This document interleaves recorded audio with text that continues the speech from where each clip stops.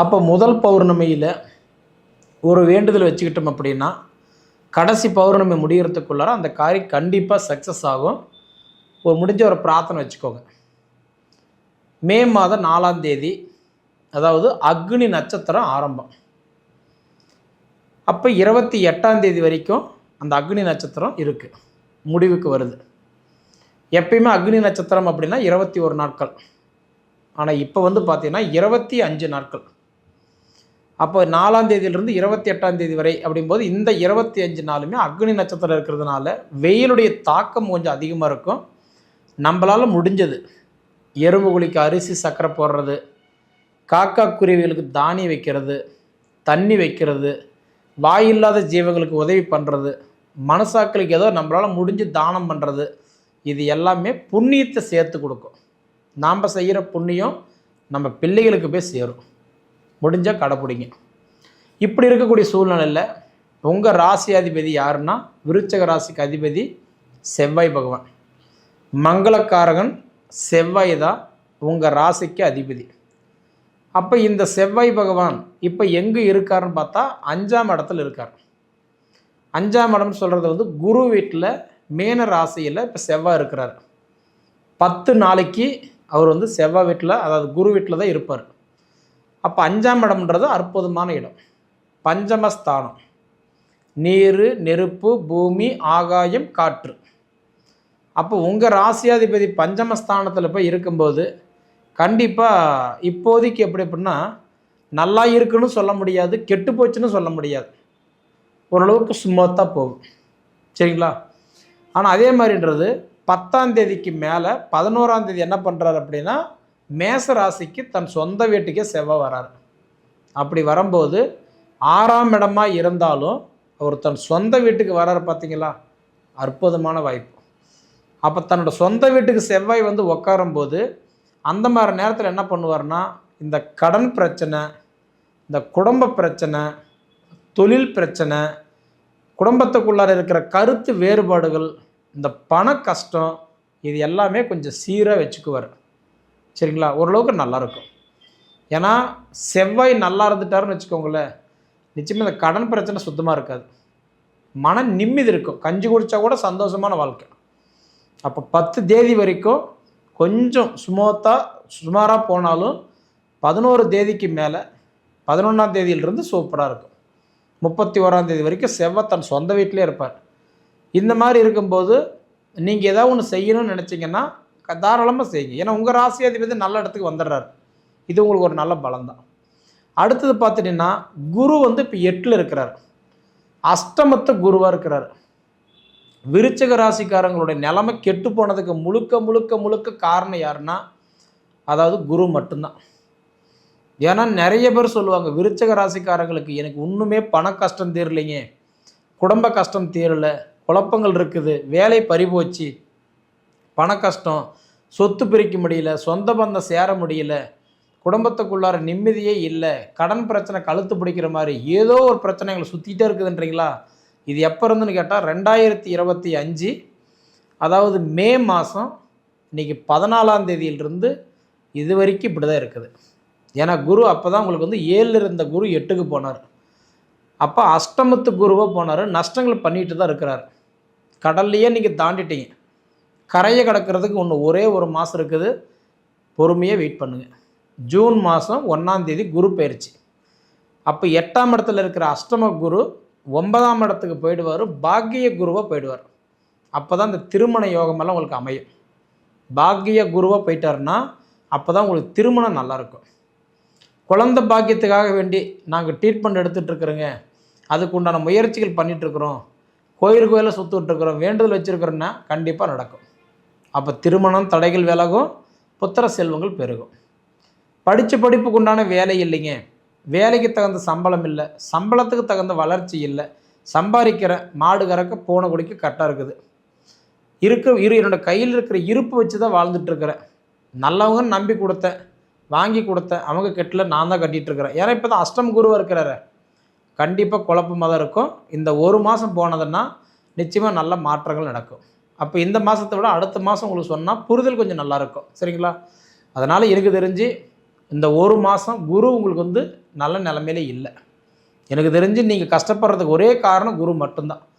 மற்றவங்க சொல்லுவாங்க 1000 பேர் 1000 காரணம் சொல்லுவாங்க. ஆனால் ஒரு மனிதனுக்கு குரு நல்லா இல்லைன்னா அரசனையே ஆண்டி ஆக்கிப்படுவார். அந்த மாதிரி நிலைமை தான். அப்போ எனக்கு தெரிஞ்சு நான் தான் ஓப்பனாக டேட்டை சொல்கிறேன்னே, 25/2025 மே மாதம் 14ஆம் தேதியிலிருந்து நிறைய பேருக்கு வேலை பறி போயிருக்கும், வேலையில் பிரச்சனை இருக்கும், மன அழுத்தம் இருக்கும், குழப்பங்கள் இருக்கும். சம்பாதிப்பீங்க, கையில் 4 காசு நிற்காது. சரிங்களா? குரு ஜூன் 1ஆம் தேதி குரு மாறுறாரு. மாறின வாட்டி நல்ல பலன்களை கொடுப்பாரு. கொஞ்சம் பொறுமையாக இருங்க. சரிங்களா? அடுத்தது பார்த்தோன்னா சனி உங்களுக்கு 5ஆம் இடத்துல இருக்கிறார். 5ஆம் இடத்துல சனி இருக்கிறாருன்னா பஞ்சம சனியாக இருக்கிறார். அப்போ பொதுவாக சனி பகவான் 5ஆம் இடத்துல இருக்கிறது நல்ல விஷயந்தான். ஆனால் இந்த சனி செய்கிற அளவுக்கு கூட அந்த குரு உங்களுக்கு செய்யலை. சரிங்களா? ஆனால் இருந்தாலும் கொஞ்சத்துக்கு கொஞ்சம் நீங்கள் இந்த மனத்திறமையில் சமாளிக்கிறீங்கன்னா எனக்கு தெரிஞ்சு இது சனி ஒரு காரணம் தான். அதனால் சனி பகவான் வந்து இப்போ உங்களுக்கு 5ஆம் இடத்துல இருக்கிறதுனால ஓரளவுக்கு நார்மலாக அவருக்கு உண்டான வேலை அவர் செய்துட்ருப்பார். சரிங்களா? அப்போ இந்த மாதிரி நேரத்துலலாம் பார்த்தீங்கன்னா அடுத்து குரு உங்களுக்கு வர நேரம், சனி உங்களுக்கு சப்போர்ட் பண்ணுற நேரம். அப்போ நீங்கள் தொழில் ஆரம்பிச்சிங்கனாலோ, இல்லை பிஸ்னஸ் பெருசுப்படுத்தினாலோ, இல்லை வெளிநாடு போனாலோ, வெளி மாநிலம் போனாலோ, இல்லை அடுத்தடுத்தது கேட்டகரிக்கு போகிறதுக்கு ஒரு முயற்சி எடுத்திங்கன்னா நிச்சயமாக நல்ல வாய்ப்புகள் கொடுப்பார். சரிங்களா? அதே அடுத்தது பார்த்துட்டிங்கன்னா உங்களுக்கு சுக்கிரன் 7ல் இருக்கிறார். கலஸ்திர ஸ்தானத்தில் சுக்கிரன் இருக்கிறார். உங்களுக்கு கலஸ்திர ஸ்தானத்துக்கு அதிபதியே ஒரு சுக்கிரன் தான். கலஸ்திர ஸ்தானத்துக்கு அதிபதி சுக்கிரன் கலஸ்திர ஸ்தானத்திலேயே 14 தேதி வரைக்கும் இருக்கிறார். அப்படின்னா இந்த மாதிரி நேரமெல்லாம் திருமணத்துக்கு பொண்ணு பார்க்குறீங்க, மாப்பிள்ளை பார்த்துட்டு இருக்கிறீங்கன்னா இப்போ கொஞ்சம் வேகப்படுத்துங்க, இன்க்ரீஸ் பண்ணுங்கள். கண்டிப்பாக முயற்சிகள் அதிகமாச்சுன்னா இந்த 14 தேதிக்குள்ளாரையே உங்களுக்கு இந்த இடத்துல பொண்ணு இருக்குது, இந்த இடத்துல மாப்பிள்ளை இருக்குது, இன்னாருக்கு இன்னாருன்றது பேசி கை நினைக்கக்கூடிய அளவுக்கு, பேசி முடிக்கக்கூடிய அளவுக்கு கண்டிப்பாக ஒரு வாய்ப்புகள் உண்டு. சரிங்களா? ஏன்னா அதுக்கு மேலே பார்த்துட்டிங்க அப்படின்னா அந்த உடைய சுக்கிரன் 7ஆம் இடத்துலேருந்து 8ஆம் இடம் போயிட்டாருன்னா சுத்தமாக வேலை செய்ய மாட்டார். ஏன்னா கலஸ்திரக்காரகன் 8ஆம் இடத்துல போய் உட்காந்துட்டாருன்னா கண்டிப்பாக அடுத்தது இந்த 14 தேதிக்கு மேலே அடுத்து வந்து ஒரு 17 நாட்கள் கொஞ்சம் சுலோவாக தான் வேலை செய்வார். ஏன்னா உங்களுக்கு கலஸ்திரஸ்தானத்துக்கு அதிபதி கலஸ்திரஸ்தானத்தில் இருக்கிறதுனால மாற்றங்கள் கொடுப்பார தவிர கலஸ்திரஸ்தானத்துக்கு அதிபதி போய் 8ல் போய் மறையும் போது எந்த பிரயோஜனம் இல்லை. அதனால் கொஞ்சம் முயற்சி பண்ணுங்கள். அடுத்தது பார்த்துட்டிங்கன்னா உங்களுக்கு புதன் பகவானும் சூரிய பகவானும் இந்த 2 கிரகம் ஒன்றா சேர்ந்து ஒரே வீட்டிலே மேசத்திலேயே 6வது ராசியில் உட்காந்துருக்கிறாரு. 6ஆம் இடம் சொல்கிறது வந்து ரோகஸ்தானம். அதாவது வம்பு வழக்கு கோர்ட்டு கேஸு பஞ்சாயத்து அவமானம் கடன் கஷ்டம் உடல் உபாதிகள் இந்த மாதிரி சார்ந்த இடம். அப்போ எனக்கு தெரிஞ்சு சூரியனும் புதனும் 2 கிரகம் 6ஆம் இடத்துல உட்காந்து, அதாவதுன்றது வந்து உட்காந்து இருந்தாலும் நல்லது தான் பண்ணுறாரு தவிர கெட்டதை பண்ணல. ஏன் நல்லதை பண்ணுறாரு அப்படின்னா அவர் வந்து புதன் ஆதித்ய யோகத்தில் இருக்கிறார். பேர் அது யோகம்தான், புதன் ஆதித்ய யோகம். அப்போ எந்த இடத்துல உட்காந்தாலும் அது வந்து அது பிரச்சனை இல்லை, அது யோகம்தான். அப்போ இந்த புதன் ஆதித்ய யோகம் 6ஆம் இடத்துல 14 நாள் இந்த யோகம் இருக்கும். அடுத்தது 15ஆம் தேதி அன்னைக்கு இதே 2 கிரகம் அப்படியே மாறி 7ஆம் இடத்துக்கு போய் உட்காந்துருவார். கலஸ்திர ஸ்தானத்தில் இந்த யோகம் ஏற்படும். அதாவது ஒன்றாவே பிறந்து ஒன்றாவே வளர்கிற மாதிரி இந்த மாதம் பிறக்கும்போது 2 ஒன்றாவே இருந்தாங்க, ஒன்றாவே மாறுறாங்க. 29ஆம் தேதி வரைக்கும் ரிஷபத்தில் ஒன்றாவே இருப்பாங்க. அதுக்கப்புறம் சூரியன் மாற மாட்டார். சூரியன் அதே ரிஷப ராசியில் 7ஆம் இடத்துல தான் இருப்பார். ஆனால் புதன் தான் 29ஆம் தேதி அன்றைக்கி அவர் தன் சொந்த வீட்டுக்கு போயிடுவார். இந்த காலகட்டமெல்லாம் உங்களுக்கு ஒரு அற்புதமான வாய்ப்பு. சூரியன் வந்து அதாவது சரிபாதியாக இருக்கிறார். 15ஆம் தேதி வரைக்கும் மேசத்துலேயும் 15ஆம் தேதிக்கு மேலே வந்து ரிஷபத்திலையும் போய் இருந்துருவார். ஆனால் புதன் அப்படி இல்லை. 14ஆம் தேதி வரைக்கும் மேசத்துலேயும் 15ஆம் தேதியிலிருந்து 29ஆம் தேதி வரைக்கும் ரிஷபத்திலையும் 29ஆம் தேதிக்கு மேலே 31ஆம் தேதி வரைக்கும் மிதுனத்துலேயும் போய் உட்காந்துருவார். இந்த எல்லா யோகம் பார்த்தீங்கன்னா ஒரு அற்புதமான யோகம்தான். எனக்கு தெரிஞ்சு விருச்சக ராசிக்கு நீங்கள் வாழ்கிற இடத்துக்கு வந்துட்டீங்க. நீங்கள் யாருக்காக வேண்டி எதுக்காக கை கட்டி நிற்க வேண்டிய அவசியமே இல்லை. மற்றவங்களுக்காக வேண்டி நீங்கள் வேலை செஞ்சுட்டு இருந்திருப்பீங்க.